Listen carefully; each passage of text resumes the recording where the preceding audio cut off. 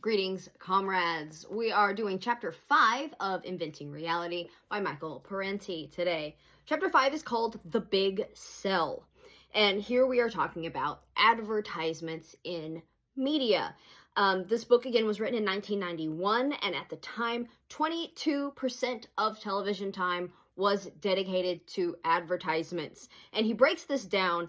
If a person were to watch 4 hours of television a day, which I feel like is a lot, but I don't know what the American average is. That comes to 100 to 120 ads per day, 36 to 43,000 advertisements a year that people are subjected to when watching television. And the goal of the news and entertainment that we consume is actually to show you advertisements. The TV show itself, the news itself is just like what it takes to entice you there, but really the goal is to show you these ads to convince you to buy things. Subsection 1, the consumer ideology, where he talks about selling has become a way of life. It is a way to experience our social reality. And there's a short quote I wanted to read. Today, the family and local community are no longer the primary units for production, recreation, and self-definition. Role models and emotional attachments are increasingly sought from those whose specialty is to produce and manipulate images and from the images themselves. So we, again, as Americans, so often identify ourselves by the things that we consume, right? And I think all of us do it. I definitely have caught myself doing this before. I have said the phrase, oh, I'm a Chuck's kid, right? The shoes that I wear every day are Chuck Taylors. I buy a new pair every 6 months because I wear them out because I'm a Chuck's kid. And I identify myself as a person that purchases and consumes this specific product. So many times, we are consuming for consumption's sake. Our identity as Americans is so wrapped up in the things that we consume, and we're not buying things out of necessity or even out of want, but out of like this need, this like desire to purchase and consume things. And again, community has been like replaced by the corporation here. Subsection 2, selling the system, where we're talking about advocacy in advertising, where these ad agencies are now selling capitalism itself to you, not just a product. A third of all corporate ads are directed at influencing the public on political and ideological issues. And then, of course, we have things like defense contractors selling us, this idea of American superiority and xenophobia, right? We're selling you what to be afraid of.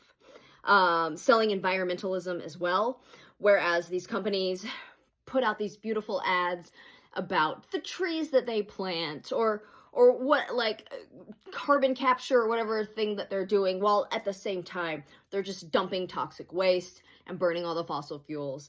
But they're selling you this idea of environmentalism, not actually environmental protection itself.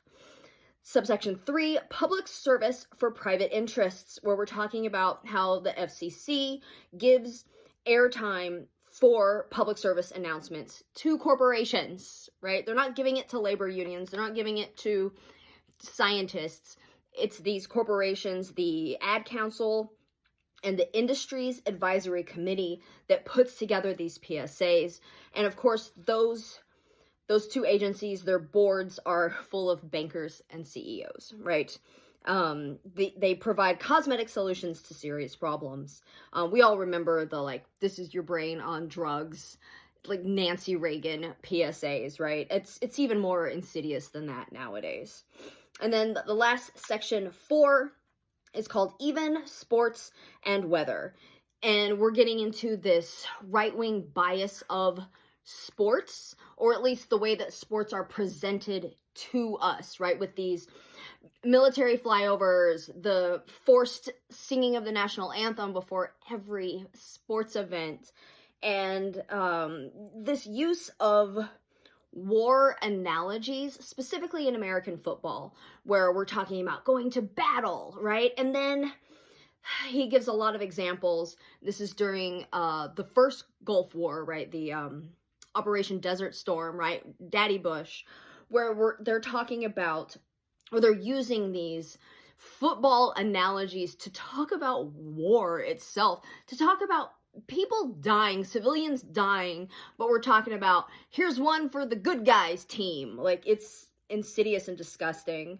And he talks about how the media's greatest method of distortion is actually just omission. So when we're talking about the weather, it's like, oh, it's unusually sunny for January, and not talking about why that is, why climate change is producing these beautiful sunny days in January. They just talk about, oh, isn't it nice out right now? So they're not explicitly like lying to you then, but they're not giving you the whole picture of why the weather is the way it is. Yeah, so that was chapter 5. Cheers.